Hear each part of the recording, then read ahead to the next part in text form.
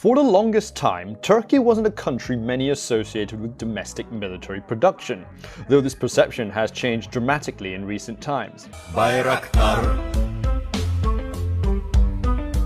The same can be said of the prolific Turkish firearms industry, with companies like Canik. Founded in 1997 and based in Samsun, Turkey, very nice, their high quality and durable handguns have proven quite popular in recent years, netting them partnerships in the US with companies like Century Arms and Salient Arms. And these partnerships have extended into airsoft in the form of the Cybergun Canik, or Canik, I'll stay with Canik, TP9. Originally a further development of the Walther P99, the TP9 has grown into Canik's flagship handgun, and the airsoft version is a fantastic recreation of the real thing.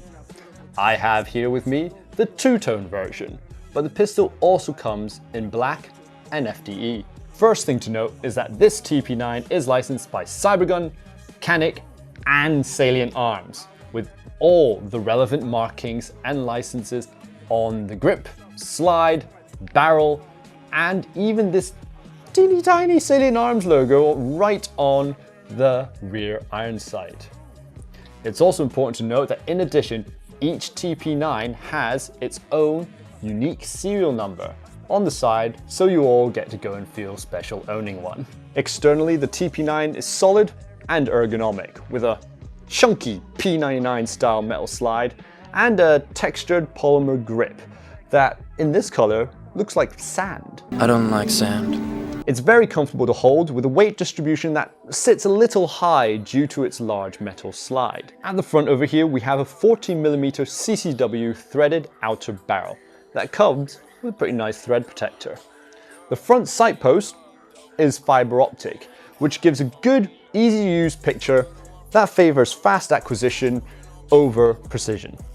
Just underneath is a small Picatinny rail for accessories like this flashlight over here. The slide itself has got some nice ergonomic serrations for grip, but the real kicker here is the functional cocking indicator at the back that is raised when the pistol is chambered and ready to fire.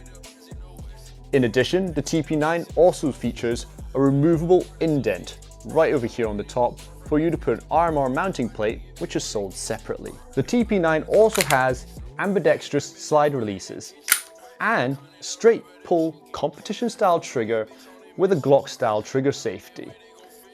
As for the actual trigger itself, we'll get more onto that later. The magazine release is this nice big square button, easily accessible for the thumb, that can be changed for left-handed shooters if necessary. At the bottom of the pistol though, we have a small flared magwell that makes it just that little bit more easier to quickly reload, especially for the TP9's proprietary 22 round magazine. Now for the fun bit. Now, if you open up the TP9 like this, you first get access to the hop up underneath the slide right over here. However, if you move on to the grip and take a look, you'll find out that there's absolutely no internal hammer. Yes, the Cybergun Canik TP9 boasts itself to be one of the few airsoft handguns to have a striker-fired firing system. Now, I use quotation marks for this as the mechanism doesn't so much as strike the magazine release valve like you'd expect on a real striker-fired gun, in so much as the TP9 sort of pushes the valve open through the direct pull of the trigger.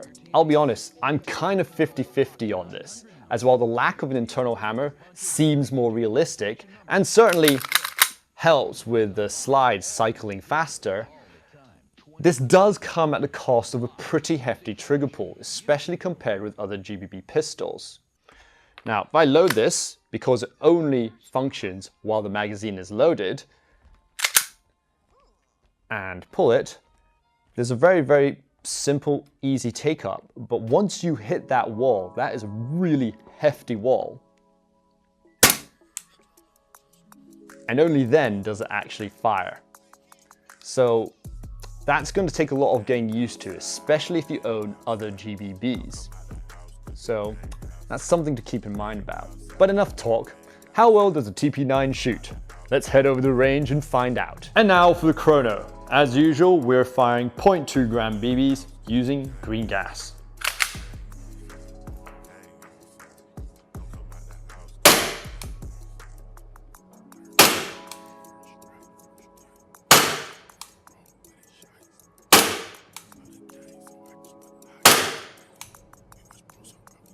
And now for the shooting test. This time, we're in the warehouse at a standard 15-meter range. So, let's get to it, shall we? Range is hot. Let's go.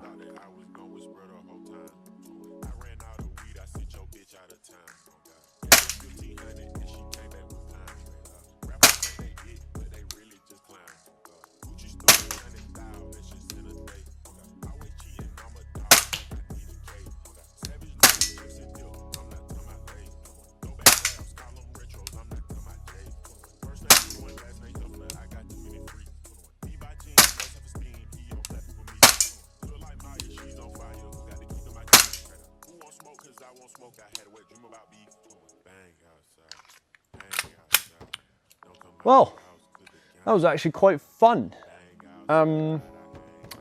Aside from, as usual, what I mentioned about the very heavy trigger pull, the gun is very responsive. It really has a nice snappy blowback, especially down part to the fact that its slide is actually quite a bit larger than most similar GBBs. So it does feel really nice. As I also mentioned, the balance of the gun actually has a higher center of gravity, which sort of accentuates that sort of like snappy recoil. So it is actually quite a joy to shoot, aside from, like I said, the trigger pull. But as for accuracy, I'm gonna have to go and check in a bit closer to go and find out. So let's see. All right, oh wow, okay. Taking a look over here, that's one, I think that's two, 3, because it's a huge hole, 4, 5, 6, and 7. Well, accuracy, considering that the only other time that we've actually fired this was with a non-blowback pistol, the accuracy doesn't look that good compared to that. However, it is a GBB and quite a new one, so it seems that they seem to have veered off primarily to the left, so the other shots would have probably been, let's take a look. Ooh, yeah, there's one here. There's a shattered BB here. Yeah, so it seems that most of the shots seem to have been going on primarily to the left, which generates about a hand-sized, well, big hand-sized target of a grouping. Overall, it's not exceptional, but it's not terrible either, so I would say it passes. That being said, how does it function in game? Thankfully, I have a friend that actually owns a Canik TP9, so I got to have a bit of a spin on it. In game, I found the Canik's ergonomics to be pretty good, especially in regards to its iron sights, which allowed for very fast target acquisition. Performance-wise, I found this one to be quite a bit better than our review pistol, likely because it had properly been broken into, which allowed me to get this amazing 30-meter shot on our product uploads guy. Oh yes! That was a beautiful shot! So we've seen the TP9's features and even showed how it performed on the range and even in game. So how does it rank? For fun factor, we give the TP9 3.5 stars out of 5. It's solid, ergonomic, and has a nice snappy recoil. But this does feel somewhat let down by its really hefty trigger compared to other GBB pistols out there. On realism, we give it a 4 out of 5 stars. Being fully licensed and made of metal and polymer in all the right places, the TP9 sure does feel the part. Though its unique striker or pusher firing system does need more work to reach its full potential. Performance-wise, the TP9 is solid, ergonomic, and boasts pretty good accuracy, while the magazine capacity is a little bit lower than other GBBs, and yet again, the trigger is heavy compared to other pistols.